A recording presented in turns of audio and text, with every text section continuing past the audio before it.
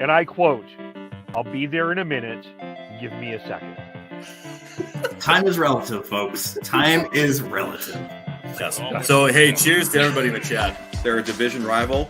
I don't care how many wins they get. Screw them. That wasn't the take I was expecting to hear. I want to gush over watching live Chris Tanev. I think that we completely underestimate the skill it takes to play defense. One highlight or several highlights does not a Calder trophy make. I'm stepping in here. I'm going to be the crotchety old man here. They need to learn patience. They need to understand the tension, everything, and the drama. How dare! Look at this. How is McDavid not getting a penalty? You guys need to calm down with this, okay? You guys need to calm down with it. Well, the Canucks have calmed things down, at least for the moment. Welcome to the Ships and Pucks podcast. I am Sean, and today it's a two-person podcast, and I'm joined by Tyler. How are you doing, Tyler? I'm good, Sean. It's nice to be back on. It's been a just challenge making things work with our schedules, and I had to miss a show because of illness, and I think you had to miss a show because of illness. So we're struggling to get this show on the road here, but it is in motion now. Yeah, and I'm still fighting through it and battling hurt here with a little bit of a lingering cold. But the Canucks have found a way to make me feel a little bit better. Yes, with 2 straight wins. And to get 2 straight like that after the well-documented start that they had, boy, it looks a lot better now. Eh? I mean, that's 2 wins, couple of OTLs. It sure seems a lot better than it was. Although a long way to go here to get back to really, truly contending for a playoff spot. It's hard making up ground, and then, as we saw last year, if you get into too big a hole, you can't make the ground up. It's just not possible. So, yeah, it's they had to start winning games here. They couldn't go much longer without stringing together some wins, and they need to continue to do that. Because even though they've won 2 in a row, they're still a little bit in the hole here. They got 6 points. You're looking at LA in the third spot with 12, Calgary with 10, but only have played 7 games. So they've got to find a way to continue stringing together wins, because otherwise they're just going to they're just going to be wallowing in mediocrity again. Mm-hmm. And they've got a challenge tonight against the New Jersey Devils, coming into this game 6-3 and second in the Metropolitan Division. But Canucks are coming off a win against Pittsburgh, another, in recent years, pretty good Eastern team. So and we can get into talking about these last 2 games here, but I just think hopefully everybody can just, after those last 2 wins, breathe, relax, feel like this team has some chance and some hope again, and take it one game at a time, as opposed to the way it started, where every loss, it just seemed like exponentially more panic. Yeah, I felt that they deserved a little bit better in the couple games leading up to those 2 wins, and they managed to grind one out in Seattle. They didn't look great, other than fighting everything that moved, or wanting to fight everything that moved. Even Bo Horvat was looking for a fight that night, and I think we need to see more of that. We need to see more piss and vinegar from this team. Yeah. So that's good. And then having a deserved win against the Penguins the night after. Yeah, and I was fortunate enough to be at the game on Friday. There was a trip planned with some friends from here in Terrace, and met up with some other people as well. And it certainly didn't have 5 times the goal horn going in my expectations. So, I was just hoping for a win, hoping to just be there, and it not being the first win of the season for the Canucks, but it was the first home win, and the expectation going in was that they might just have to fight tooth and nail to get the thing to overtime and somehow come away with 2 points. But for it to be a comfortable win like that, that was unexpected. But let me tell you, Sean, it was pretty tense in there at the start of the third period when it's only a 1-goal lead. And it went by really fast, too. There was no commercial breaks through like most of the first 10 minutes of the period. So then that really loaded up the second half of the third period with commercial breaks. And so then it just become like it just even more unease over, can they actually do this, or are they going to collapse again? And then after getting a couple of more goals there, it was pretty festive. Yeah, you got to experience the Bruce There It Is chance. And, people were just dying for that. Like, there was no lack of energy for the Bruce There It Is. And he was acknowledged for career win 600 at, I think, one of the stoppages in the first period after picking up that very hard-earned win in Seattle the night before, highlighted at the end by JT Miller with a game-saving shot block, but perhaps a season-changing shot block. We'll see how it goes here in the next stretch of games and whether the Canucks can maintain some momentum. But can you imagine if that shot is not blocked and that thing gets to overtime? Oh, yeah. You know what I mean? And then it was weird too, because like Miller just did not look comfortable out there after that, and definitely muted this. Ice. Yeah, definitely muted the celebration. Yeah, but looks like he was fine, which I think it was just a stinger, which is really good.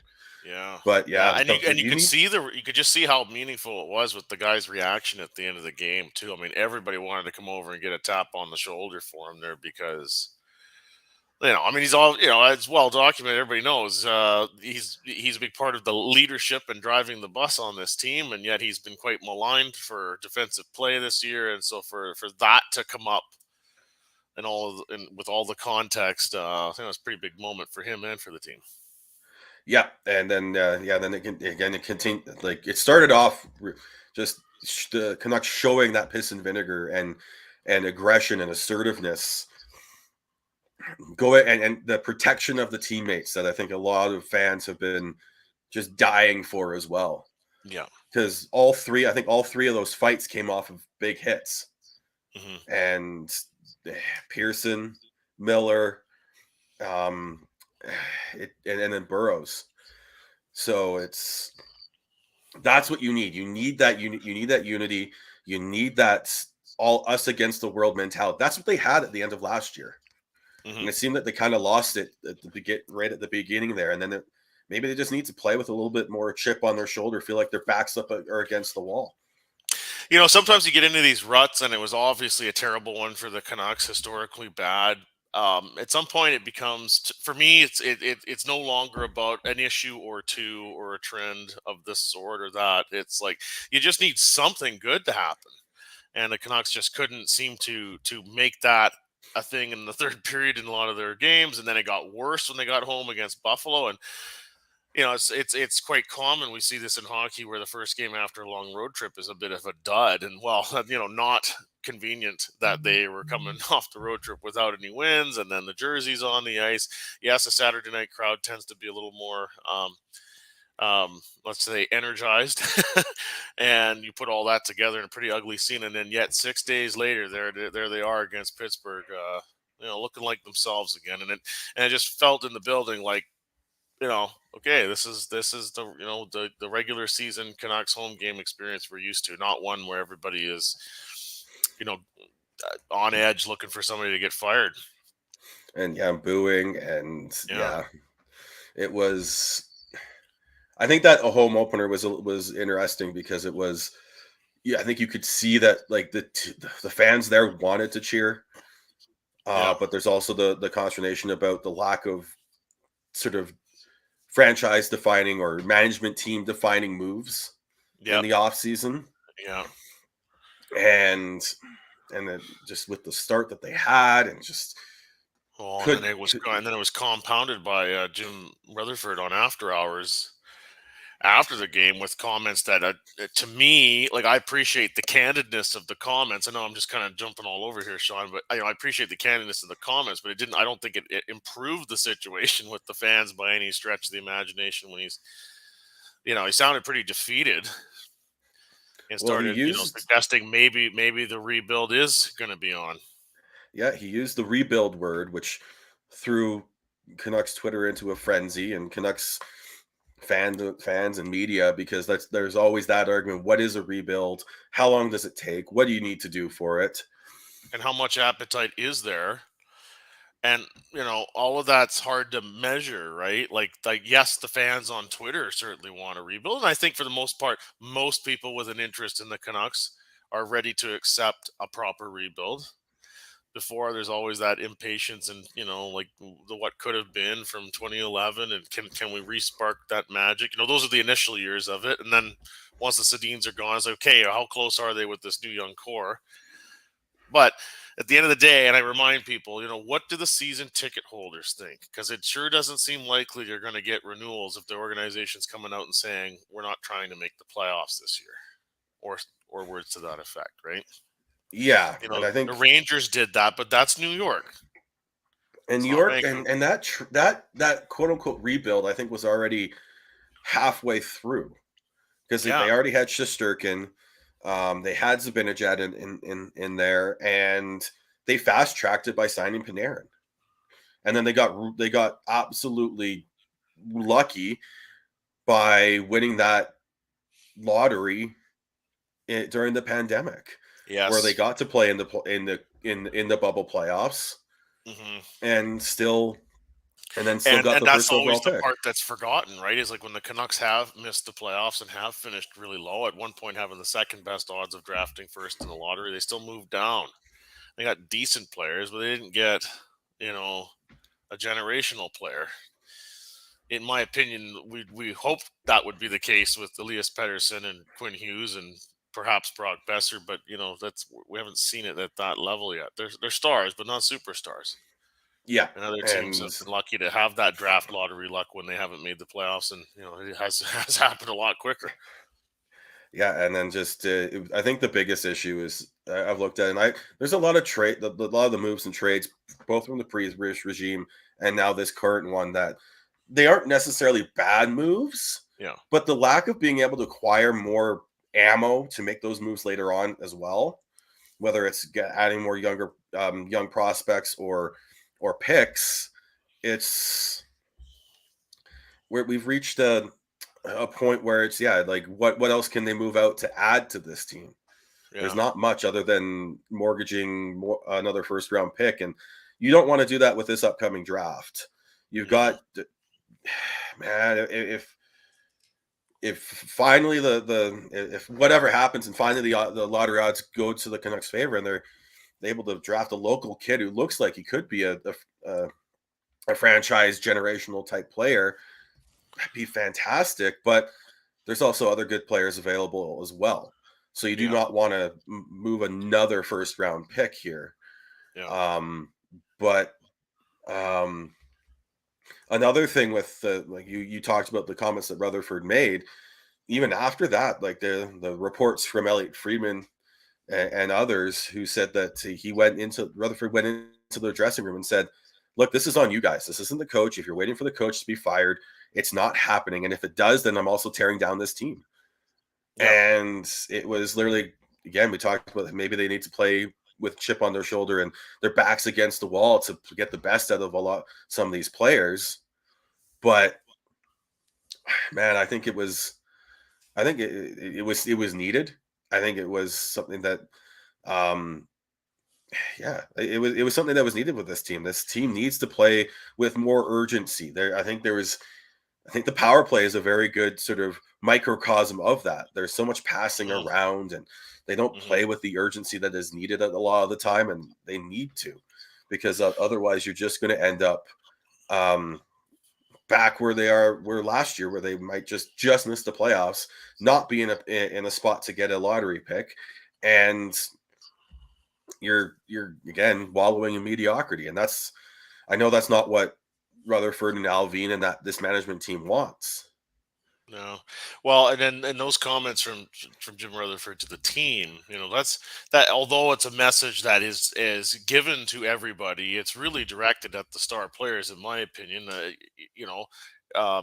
It's a reminder to them that while you have big contracts and may think you're secure here, and this group and core that you're expected to be playing with, you might think it's secure, and he's letting them know it's not. You know, if they're not getting results, changes have to be made. And, you know, we are starting to see the top players look a little more like themselves lately, especially Yeah, Bo Horvat. I mean, yes, he's in a contract year and very motivated, but, you know, he's been excellent those last 2 games.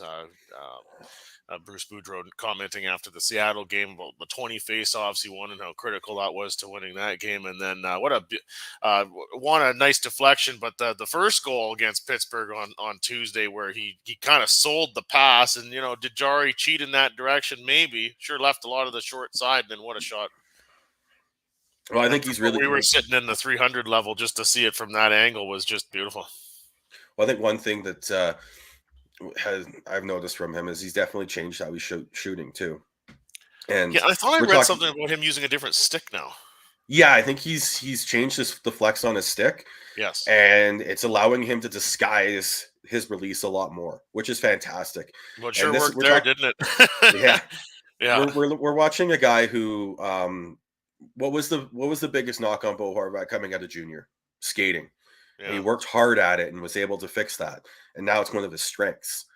Now it looks like he's working on the shot, which can add some more danger to him in the offensive zone, because I think that he may not be the Selke winning two-way forward that we all were hoping he could become, but he's become a very good offensive forward, and it looks like he's might be taking another step here, at least goal scoring wise.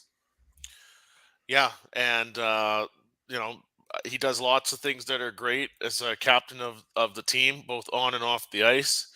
But when you're a forward who's a captain, scoring goals certainly helps your cause immensely. Yeah. It's just an easy sell for everybody. Both and then add to that Pettersson is looking like the Pettersson that we want him to be. Mm-hmm. He's making his line mates better. And it feels like he can still add more. Like he's got 4 5-on-5 goals this year. And where are we here? Yeah, 4 5-on-5 goals this year. He hasn't scored a power play goal yet. Mm-hmm.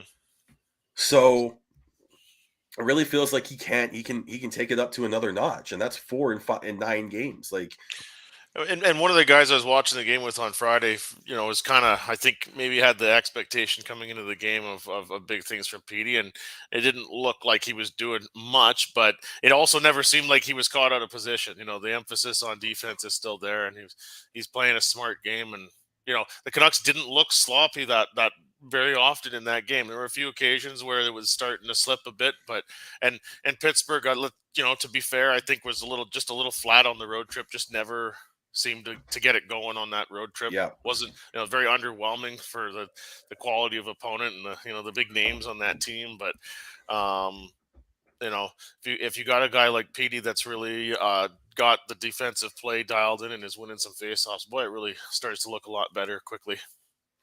Yeah, and I actually quite like the new lines too. At least the new top 6 lines. And I know everyone was talking about how Miller can be a center, and I still think he can be. He just can't be your shutdown center, and that's what Bruce was trying to sort of ram him into. That's into not that role. JT. That's just not going to work.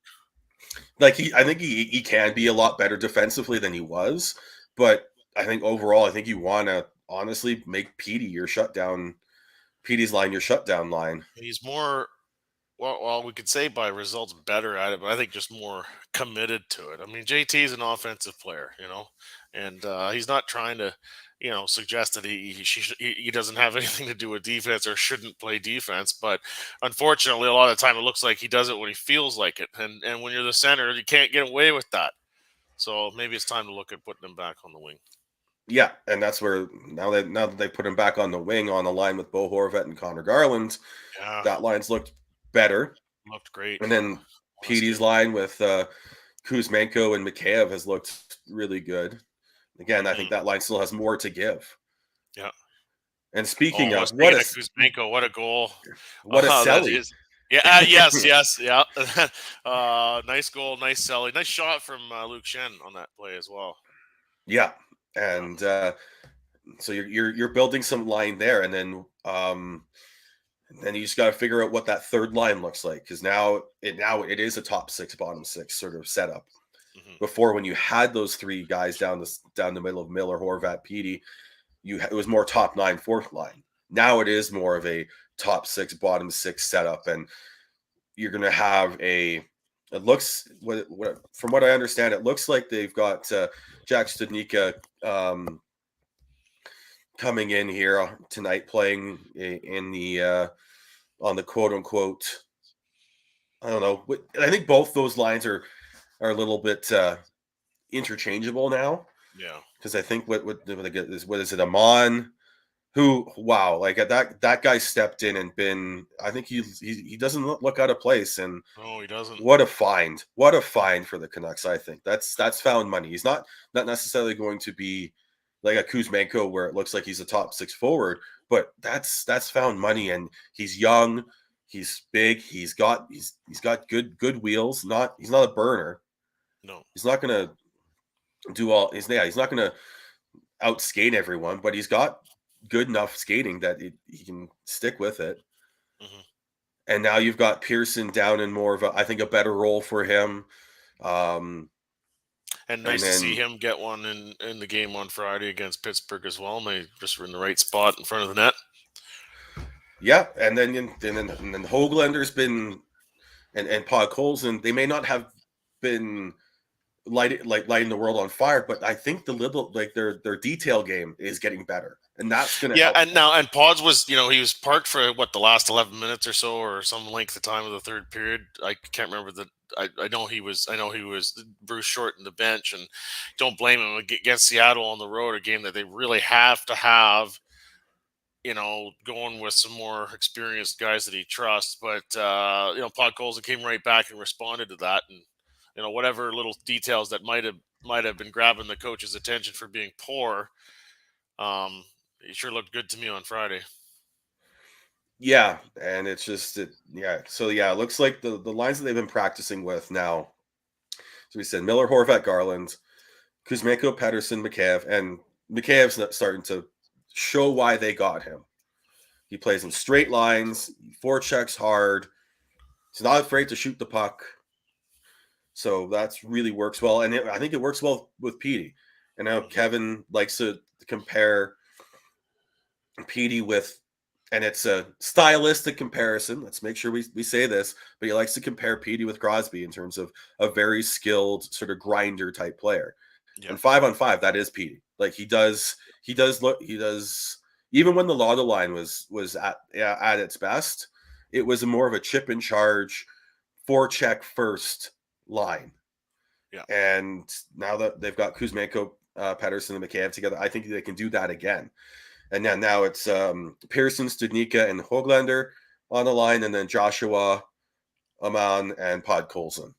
And man, that's, if Studnicka can be a solid sort of bottom six center for them, that's going to go a long way, because he's still young.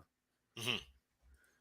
And it's the Canucks are finding ways to add players that maybe, like with Studnicka and the Bear acquisition, they aren't quote unquote prospects, and they have fallen out of favor in organizations, but there's still something there, I think. We haven't mentioned here that Studnicka coming in for Mikey DiPietro. I guess we should just comment quickly on, he looked like one time like sort of the next goalie in line behind Thatcher Demko, and passed over not just by Spencer Martin, but other goaltending depth in the organization. Well, yeah. What happened there? Poor Mikey. Looked, I don't know. I was pretty. Well, I think part of it was just that pandemic taxi squad season where he wasn't getting much work at all, and he was just practicing. But I also look at that, and Artur Silovs only played a handful of games at most in the AHL. Like, it wasn't like he was getting lots either. So I would say there's some concerns about how Mikey DiPietro's development was handled, but other goalies found a way to get through it as well. And that's not a knock on Mikey. I think he needs to play, and unfortunately, it doesn't look like he's going to get much playing time still either. I don't know if there's might be just a immigration issue moving him down to Providence, because I have seen that it does in today's day and age, it does take a little bit more paperwork and time for them to do that to cross the border. But I don't know, because it sounds like he's staying with Abbotsford, even though he was traded to the Bruins. Bruins. On loan. That's that's a bit. So I really hope that the Bruins are able to find him a place to play, because he needs reps. Mm-hmm. And I think that was a big one there. And then the other piece in that trade was Jonathan Mirenberg. I know everyone made a big deal about him being a right shot defenseman, but he was years away from being even remotely a chance, even having a remote chance to make the NHL. So if they getting someone like Jack Stanika, who's a right shot center, who's still on the younger side, I think that was a good trade. And they didn't give up any real key assets in that trade. And they've got an interesting lottery ticket there in Studnicka. And then, just they were forced to do something. I mean, with the number of injuries they had on defense, and also to Curtis Lazar, they had to make a move to try and shore up the depth, which was already lacking to start the season. So, and then Ethan Bear, he's going to get the start tonight. The defenseman acquired from Carolina, best known for his time with the Oilers. Looking forward to seeing how he fits in with the Canucks. And another fairly, I think, good deal there. I think a 5th-round pick in 2023 going the other way. Canucks got an AHL player, and Carolina retained 18% of his salary or something to that effect. Yeah. They added Lane Peterson, who is apparently dating longtime partner is Shen, one of the Shen brothers' sister. That might be it. And then Ben Bear also trains with Shen in the off season, because he's a Sasky boy. Nice. So there's a couple connections there. That's good. That's good. Yeah, no, and I'm excited for Ethan Bear, because that he's someone who I think looked good in Edmonton. I think I thought he was unfairly made out to be the scapegoat there. Yeah. He has some. He needs to be a little bit better about the puck management, which the Canucks have struggled with. But that's your buzz phrase for this year too.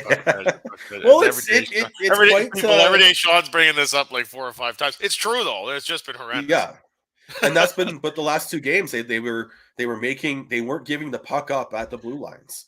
Well, that's the thing. It's just you can't just throw the puck to nowhere. It's got to be to somebody, and then if you start kind of struggling as a team and losing confidence, suddenly it just seems like there's 13 guys in the other team out there and no room to make any plays, and then that puck management just becomes a mess. Yeah, and then you're chasing, and then you're not in position, and then that's when the cross seam passes happen. Yeah, and that usually leads to a goal, or you're relying on your goalie to make a big save. And you gave me a nice segue there. Spencer Martin wasn't that great in his previous appearance against Columbus, I think it was, but looked really solid against Pittsburgh the other night. And I was kind of wondering, they're going to play Demko against Seattle and then Martin against Pittsburgh, although the Pittsburgh game being the home game. A little surprised by that. I thought it might be the other way around. But Spencer Martin looked great on Friday, and I think has given the coaching staff a little bit more to think about. Especially if Demko looks not quite like the Demko we've seen in the past. Yeah, the Demko needs to just find a way to reset here. I think those last couple outings have definitely been frustrating to watch, because that's not the Demko we know. And we're not trying to say he's terrible or that he's the reason for the poor start, but I think by even his own standards, subpar is a word that you could use for it. So hopefully he finds it. Yep. Oh, I have confidence in him that he will. Yeah. And tonight will be a very interesting test, because the Devils are a very fast team. So the Canucks, again, I will use my buzzword and puck management, and because they need to make sure that they don't give up. They need to be manage the puck very well, because if they don't, this team the Devils have the ability to just make you pay for it, and they need to find a way to just play a safe game and find a way to grind it out, I think, on tonight. So regarding tonight, we've got the reverse retros. Is that what they are? Are they some special uniforms? Yeah, they're the I can't reverse keep up retro with all the uniforms. Yeah.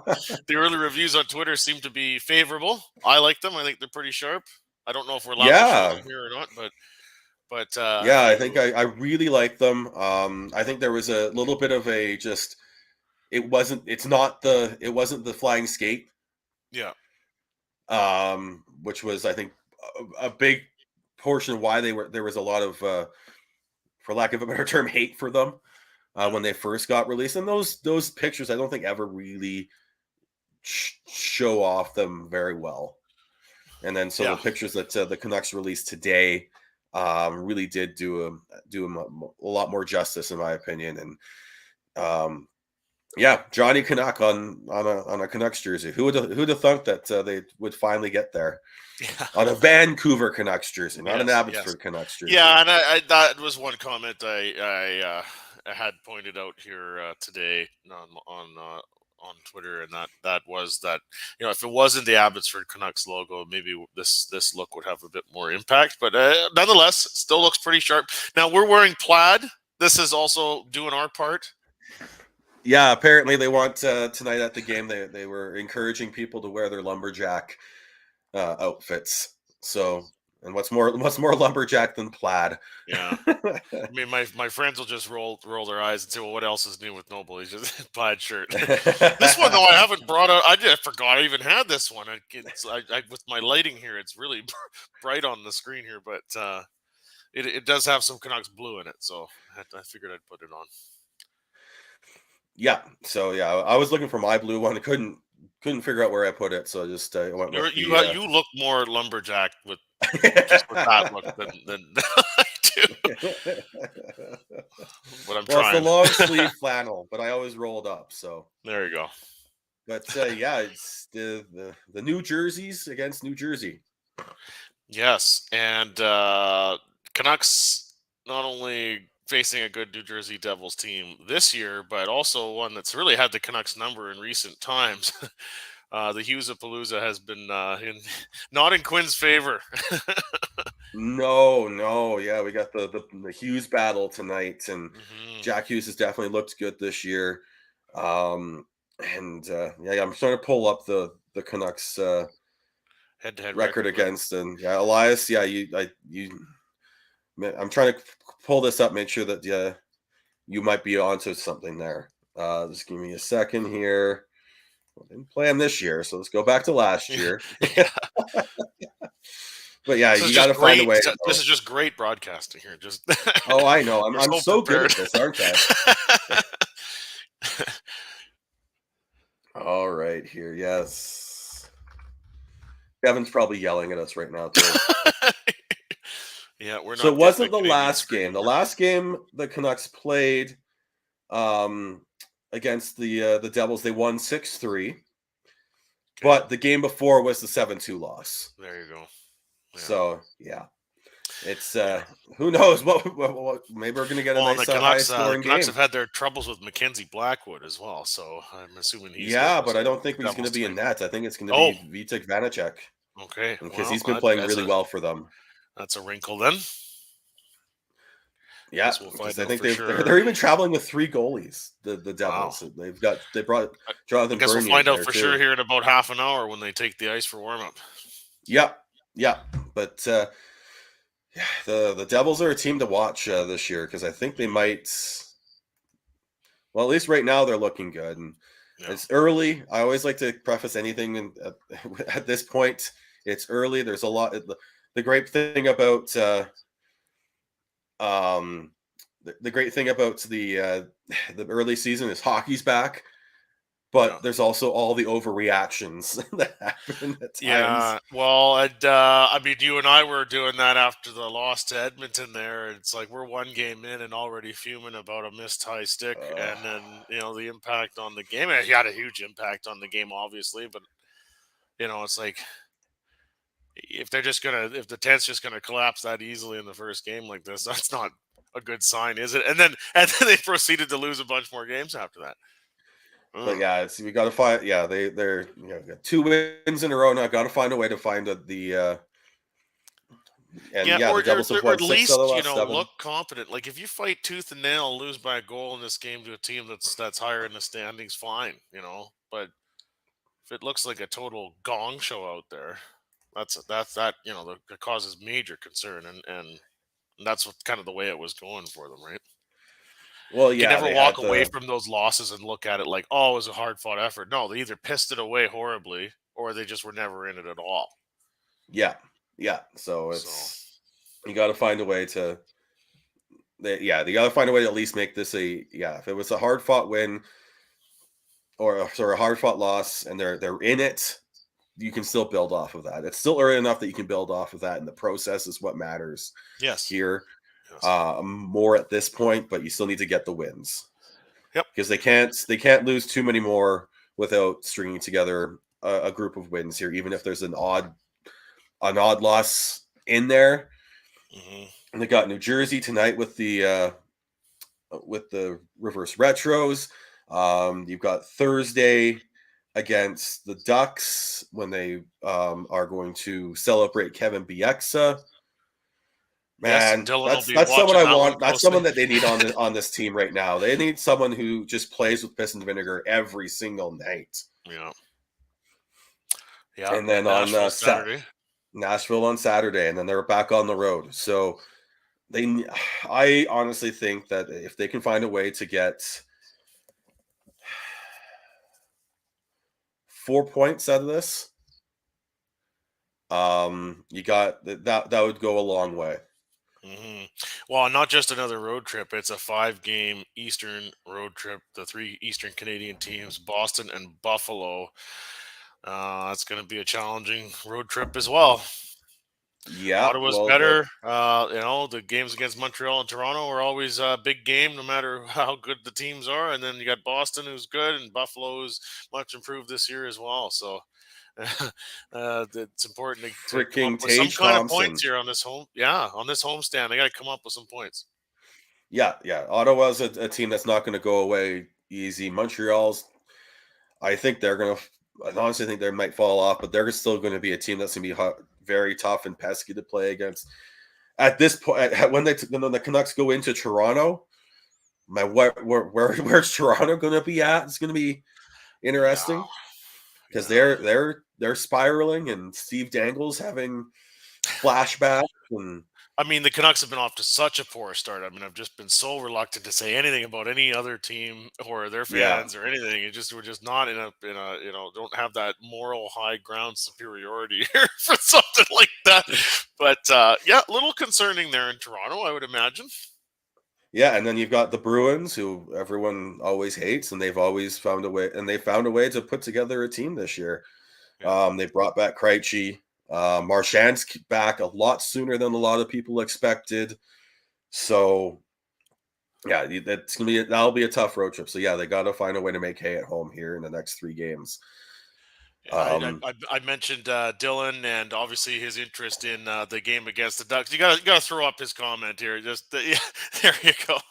He's committed as ever. Yeah, and I made sure to check on Dylan when I found out about Jamie Drysdale out for 4 to 6 months, and that sucks because I'm a huge Drysdale fan. I think he's going to be one hell of a defenseman. It's too bad for them, and he's and Dylan, he's on the full on the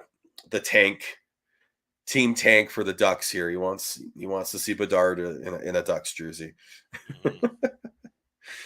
But I guess the other big news this week would be the extension of the broadcast rights and the arena naming deal with Rogers, another 10 years from 2022 to 2033. Yeah. So they got the Sedin That's numbers in there interesting. Yeah, again. that is interesting, isn't it? they get just their presence is going to be felt forever, isn't it? Yeah. Yeah. But Hey, I saw some speculation that maybe the naming rights would change. I mean, TD's been such a huge sponsor for the Canucks. They've got the jersey patch. They had the helmet logo before. I don't know. I don't think they have it this year, do they? I don't pay that close attention to it, but I know they got the jersey patch. no, the Canucks, their nuclear their nuclear energy sponsor on Right. their helmets now. So there had been some wonder about that, and then they sponsor the football / hockey complex in downtown Ottawa.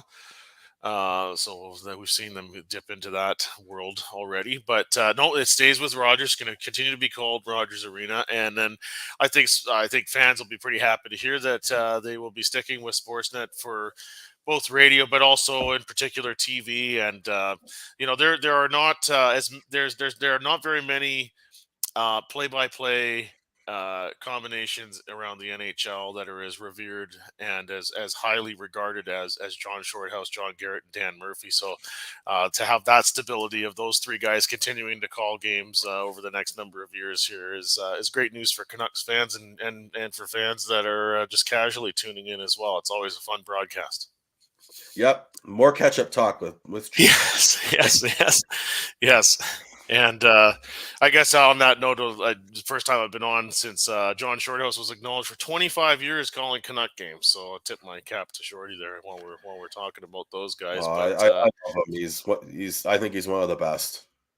Yeah, and we've been talking behind the scenes. We wondered, would the new rights deal have some component built in for like a Canucks focused local post game show? I guess we'll find out in the future here, but yeah, nice to see. Well, they're doing the like pregame. They're simulcasting pregame with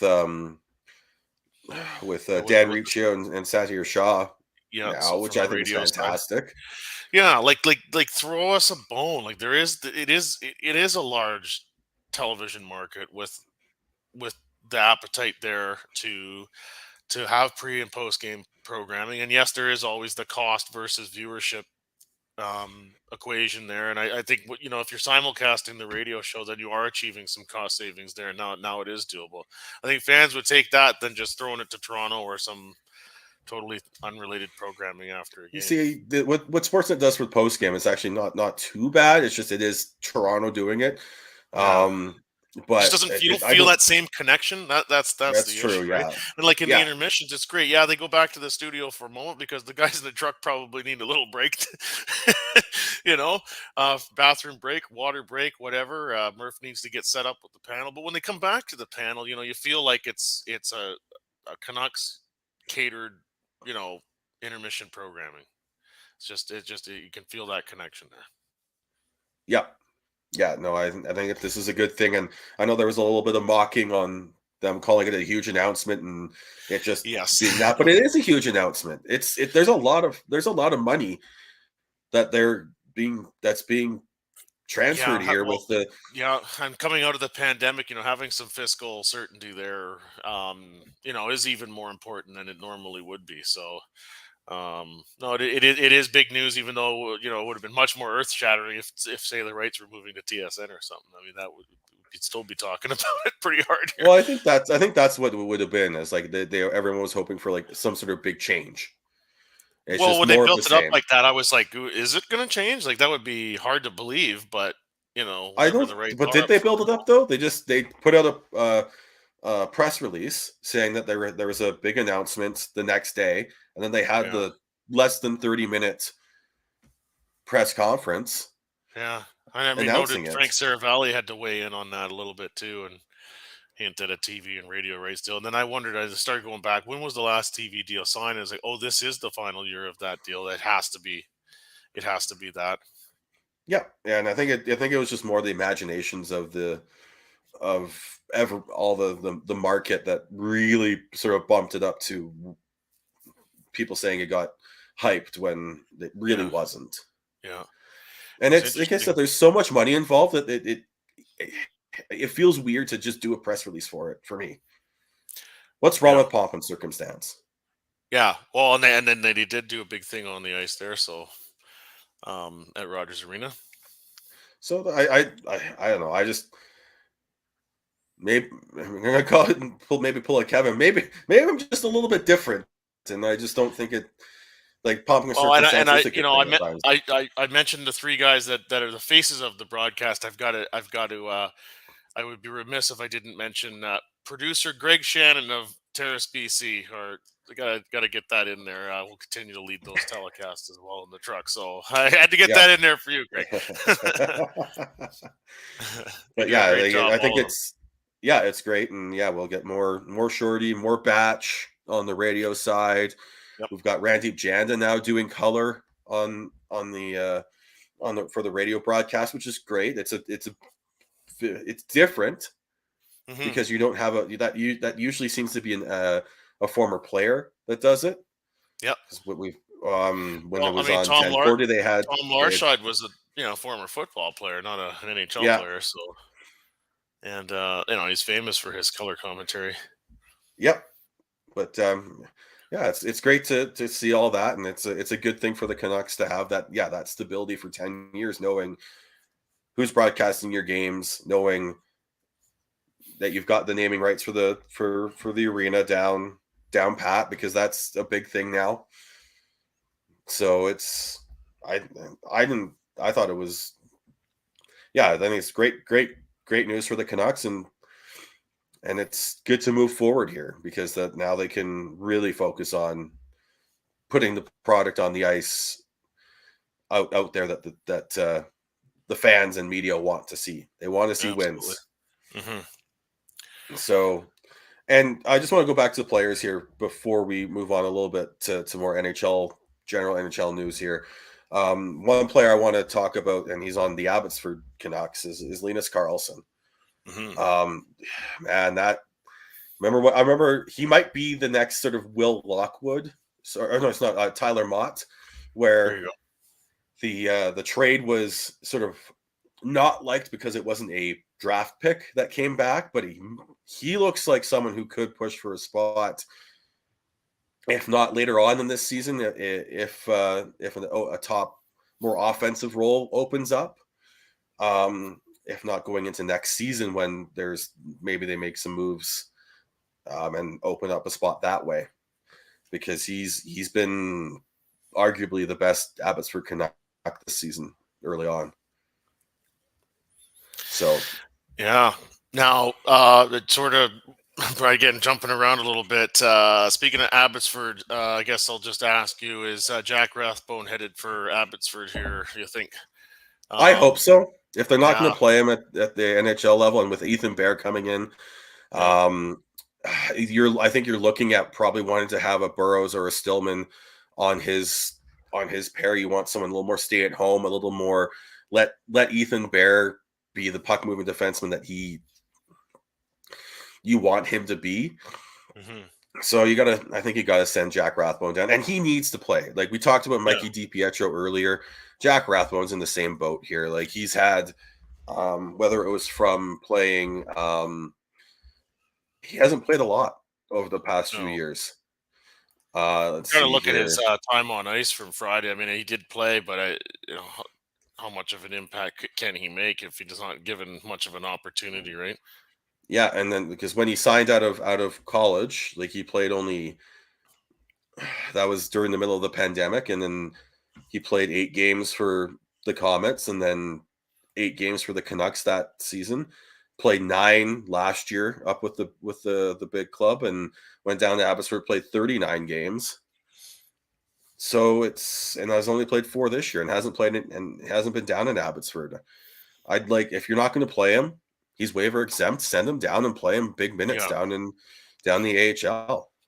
Yeah, and it was unfortunate. They started off with a long road trip, and they needed to dive into the defensive depth. And when your farm team is back home and they're that far away, I can understand bringing him along on the road trip in case of an injury or whatever. But at this stage, if you're going to now insert Ethan Bear, I'm with you. I think that Rathbone should get his chance in the minors to keep working on his game. Yeah, and it sounds like It'll be Stillman that's in tonight. He got activated off the IR tonight, as well as Quinn Hughes. So that's good news for the Canucks, bring with Quinn Hughes. But yeah, I think you're going to want to set up the pairs that put players in a position to succeed. Yeah. So yeah, he played 16 and a half minutes last game against Pittsburgh. Jack Rathbone did. So it's not like he wasn't playing at all. It's not like he's in the Shane Wright situation where he's playing the odd game and only playing like 7 minutes, which is not good at all. Yeah, but exactly. I still think it's with Jack Rathbone's waiver exempt status, send him down, have him play some more AHL games, have him play big minutes, have him just get more reps. That's going to help his development more than sitting in the press box and just practicing. So yeah, I really hope that they send him down here if they're not going to play him. And with the current setup with the blue line, I don't know if he gets in unless there's another injury here coming, because well, and I don't know if we covered this earlier, but Quinn Hughes has been activated from the IR, so I'm guessing we're going to see him tonight. Okay, so that's more reason. Yeah, so I think we're going to see Hughes and Shen again, because that pair just works. OEL and Myers, and then you're going to have looks like Stillman and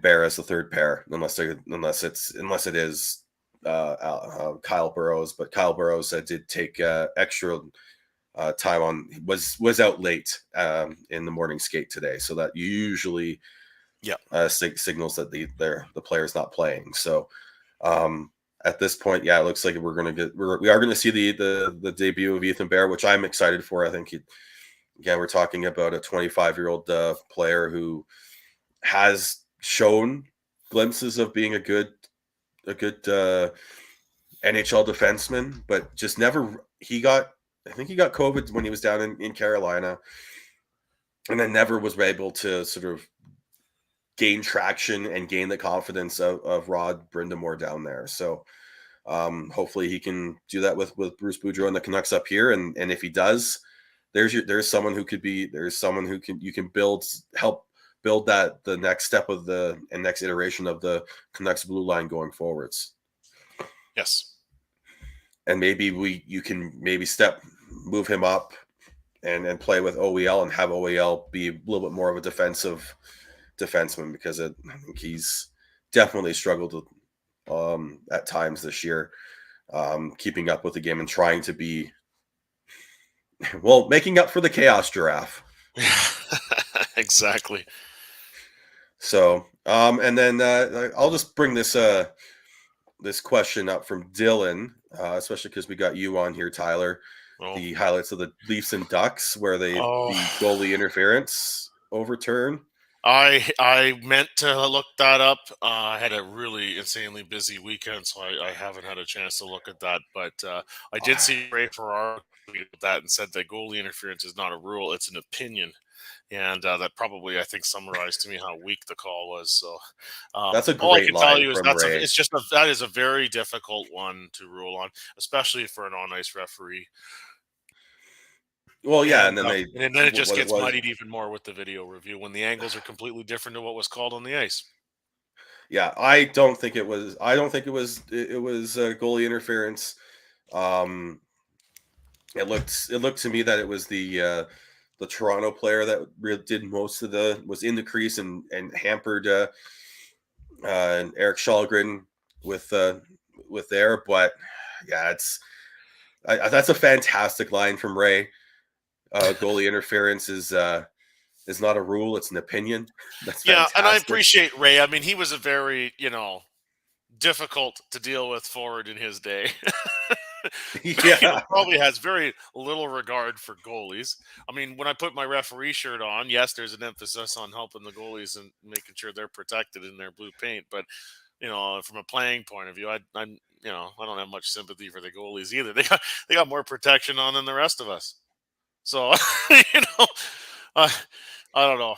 It's again, you and I are on the same page when it comes to video review. It just seems like all the time becomes more and more intrusive and has made knowing what's a penalty and not a penalty even more difficult to understand.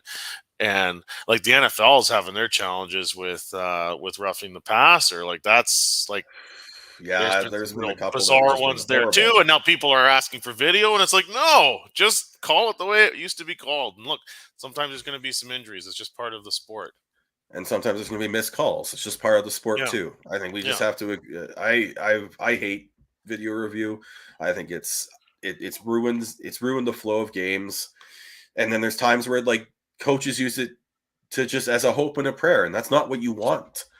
yeah, You want it to be just it should be to make sure that the right like that nothing egregious has been missed. yeah, yeah. To correct obvious mistakes. Not Yes. not when you have where was it last year when they and all that when the offsides when you're trying to see if the skate was a millimeter off the ice or off like that's not what video review is for. Not even Yeah, close. yeah, It's yeah. the same thing in soccer when they're when your toe is offside. Mhm. Come on, Yeah. like Well, in baseball, I mean, the pop-up slide has now become part of the game, and whether you're having outs or not with the video review, whereas before, it was never a factor. But now that you're slowing it down, now that's a factor, and that was never really what video review was supposed to be for in that sport, was it? It was oh supposed to god, be about the I don't really I'm not clear-cut mistake. I don't watch a lot of baseball, but I've been watching a little bit of the playoffs, and like it's like oh we're reviewing this. I'm like no, I mean, baseball every is a time there's something even remotely close, yeah they hold up the game for it. Like it's the horrendous. batter's bat. I know we're on a tangent, but the batter might, like the wind of the ball goes past and waves the jersey, and now we Yeah, got to. Oh, okay, now I need to have a look at it. Like, I know just I like know, and just yeah, support the refs, support the officials, give them tools to make the right call. But these reviews and all this, yeah, and then it just sometimes ruined the you waste games for me. everybody's time to come up with an extremely soft and probably wrong ruling. Yeah, Like I say, I haven't seen it myself, but I haven't heard of too many people supporting the call. So, yeah. you know, and look, there's times we're watching video reviews too, where the ruling ends up going in favor of the team we support, and we're sitting there wondering, like, really, maybe there's a problem with this system. Well, and it's one of those things where it's like they're like, oh, yeah, I understand why he made that call. That the coach challenged that he had to. I'm like, no, he Yeah, didn't. That's yeah, a hope and a prayer challenge, which just ruins the integrity of what video replay should have been for. yeah, And it's like, and then there's the ones where they take forever to decide. Like yeah. that drives me nuts more. It's like as you were talking about with baseball, where it's like, oh, something we have the camera cuts I to the mean, just the manager. absurdity. The manager's like, "Whoa, hold the game, hold the game, hold the game." And then Yeah, looking back at the like, what are we doing here, guys? yeah. It's Oh, just yeah. I but then we can yeah. So yeah, fix video replay. Just get rid of it. and for Dylan's sake, especially.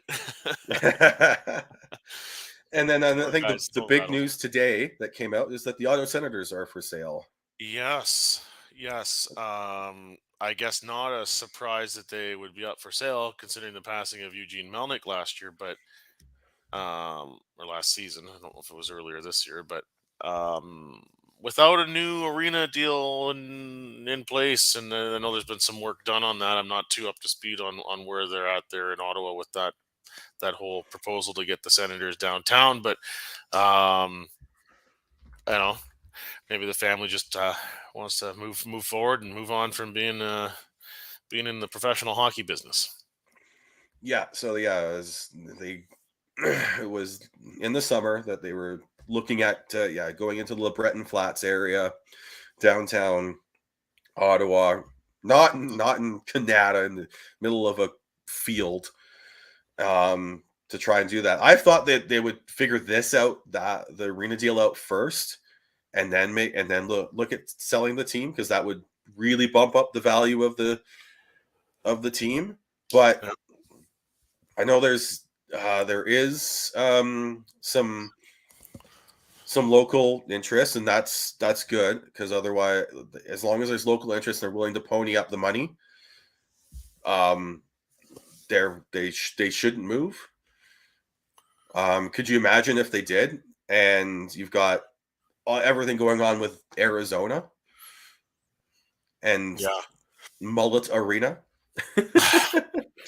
Like, why? Why must it be called that? This is already now we're on another tangent. So it's already just absurd that they're playing in a 5,000 seat arena on a college campus, and they're calling it Mullet Arena. Yeah, I believe it's like a big like Arizona State donor family. Oh, I see. What the last name is Sorry, of Mullet. Well, I just sewered that family then. I don't honestly don't know the background there. But yeah, I believe it's something like that. But it's still like I do give them props for leaning into it and handing out all the mullets. Yeah, like all those like mullet wigs at the home opener. But I love how the social media, how like, you know, people could say, oh, they're tone deaf, they don't realize how stupid this is. No, they do. They know. They're just leaning into it. They're just gonna troll everybody else and say, yeah, this is great, and sell it hard. just all in. I do appreciate that part of it. Yeah, I do. And sounds like they're going to be doing the city of Tempe, where they want to build the new arena, is going to have a public referendum on it, which will be interesting, because that's just going to delay it even more, because it's not like the city council can vote on it and then they can start building the plan, like working on the plans and start the ball rolling on that process. Yeah. They have to wait until find out if the population of Tempe, Arizona wants them, which is going to be hilarious. You could start some of the pre-planning, but then if the project gets killed, then that's just a waste of time and money too. So, and well, now what happens too? Like, if it's a no, then what happens to the Arizona Coyotes? From what I understand, is that like a lot of this ownership group is tied to them getting the arena in Tempe, so they would just go up for sale again and get. And I wouldn't be surprised if they end up a bidder ends up buying them and moving them to like Houston.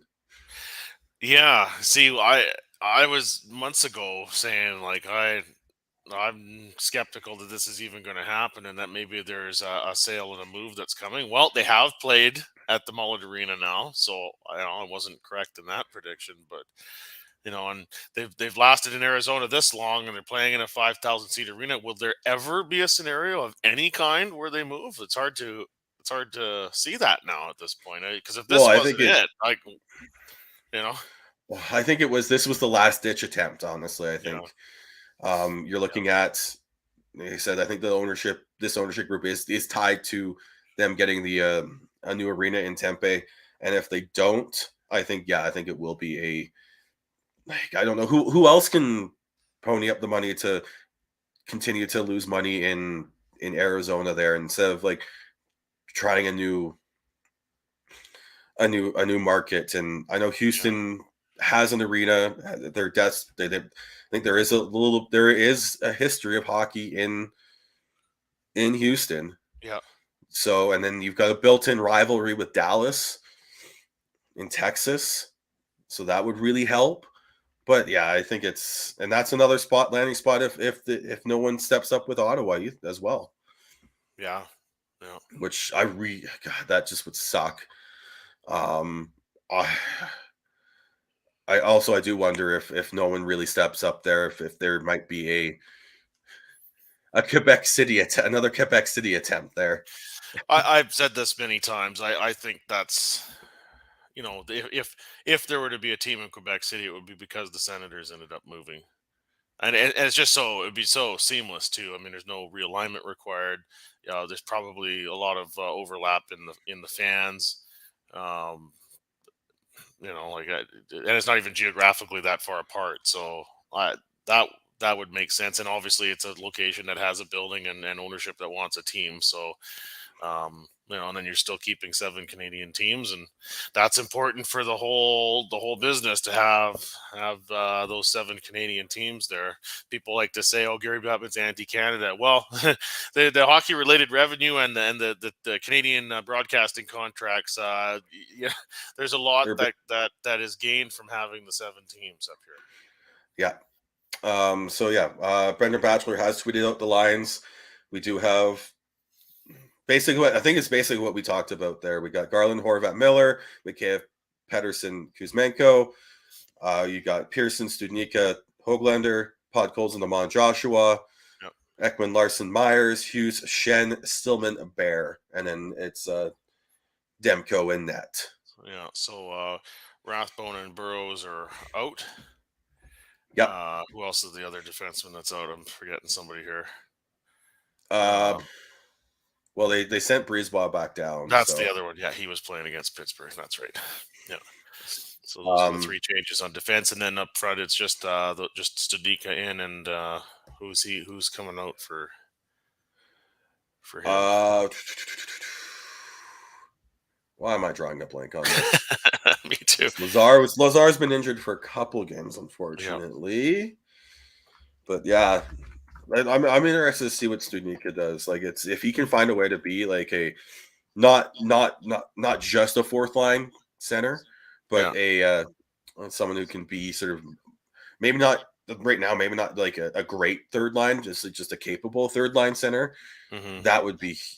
That would really help the Canucks, because then it's really Sheldon Dries that's coming. Sheldon Dries, yeah, they sent him back down. Yeah, that's it. There's your changes from Friday. Yep. Oh. So I think we've covered a lot here, Tyler. The only thing we haven't talked about is what happened. What happened, Tyler? You were on a heater, and now you weren't. Now you're not. Yeah, we got shut out for 2 games. So collectively, that was a bit of an issue to keeping the point streak going. And then in our last game, we did win on Sunday. I was off the score sheet, but it's about the wins that matter. So that was good. But yeah, just hockey's a funny game sometimes. And I had I think it ended up being 10 points in my first 6 games I played. I missed one because I was off sick, but it was nice to be off to a hot start. But there's the old regression to the mean. Yeah, I think we're seeing that now. But it is fun when the puck's going in. Yep. Well, that's good for you. I just want to talk about a little bit about how this past Saturday I went back in time. I went and watched some wrestling at the Stampede Pavilion. Oh wow! It really is stepping back into like the 80s, and it was great. Like, I don't know how the stands are up to code. I nearly fell down the stairs like 3 times. I only had a couple beer. Like, it was a lot of fun. I got to watch some that's awesome. Some big Canucks fans and the Bollywood boys wrestle, which was fantastic. And if you need some wrestling photography done, my work is now out there on Twitter a lot. Thanks to the Bollywood boys for using a couple of pictures I took, and I'm glad they were able to now say they wrestled in the 2 sort of heart and souls of wrestling in Madison Square Gardens and the Stampede Pavilion in Calgary. That's awesome. And in honor of the late great Ed Whalen, before we do all of our other sign-offs, I will say, hope you have a good time in the meantime and in the between time. So I am. So how do we follow you there, Tyler? I'm on Twitter at tnoble, TNOBLE. You can follow Kevin at KEVOLE. You can follow Chris at Schneidz, SCHNEIDZ. Devin is at GordHowe09. I am Beardy Canuck 03. You can follow us on Twitter, Twitter, Twitch, YouTube, and Facebook at Shifts and Pucks. And thanks for tuning in. And We will see you next time. I'm sure Kevin will be doing a Flames talk later on this week. And we will see you next week. Thanks for tuning in. Bye for now. Enjoy the game.